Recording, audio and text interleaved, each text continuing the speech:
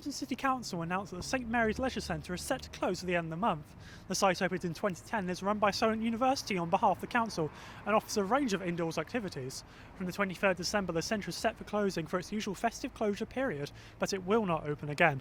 Councillor John Hinley said due to the condition of the building, which will require significant repair, and the decrease in user numbers over recent years, they're proposing to close St Mary's Leisure Centre. We spoke to a member of the Southampton City Rollers who regularly practice at the leisure centre about this.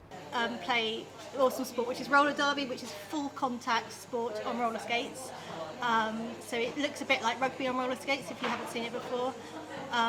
And it's also the fastest growing women's sport in the world. It's really inclusive, so it's quite different. A lot of sports has that kind of sort of environment that a lot of people don't want to be in. Whereas roller derby is very different.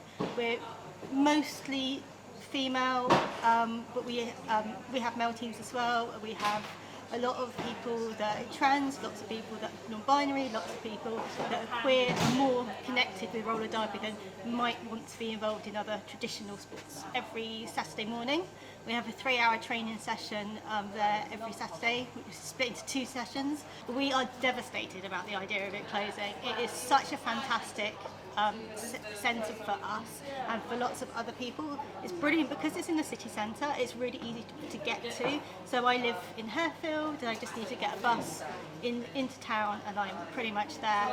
Lots of people can walk there, but there's a car park just over the road as well if you do need to drive. And also it's so accessible. We have people in the team that need mobility aids, and one of our coaches is in an electric wheelchair, and it's really fantastic for accessibility, which is really strange. It's one of the reasons the council says that they're talking about closing it, but we have somebody in an electric wheelchair who finds it one of the most accessible venues that we've ever used. The only reason that I found out about it is that I asked the people that work there what the closure period was going to be over Christmas, so I could tell the rest of the team. And it was only then she said, "Oh, you can't book for January." And I was like, "What do you mean we can't book for January?" So the consultation, I contacted the council and said, you know, that we're really upset, please keep us involved in anything that happens. And they said they would do. But I actually found out about the consultation from Facebook. The council haven't actually told me yet that the consultation has started. She's running for 8 years, so we definitely don't want it to be disbanded. We're all really keen. And we actually had to have a longer break than most other sports. So because we're contact and we're indoors and we're adults, we weren't allowed to go back to training until, I think, June this year. So we'd actually had like nearly a year and a half. This has been Harrison Fawn for Solent Journalism.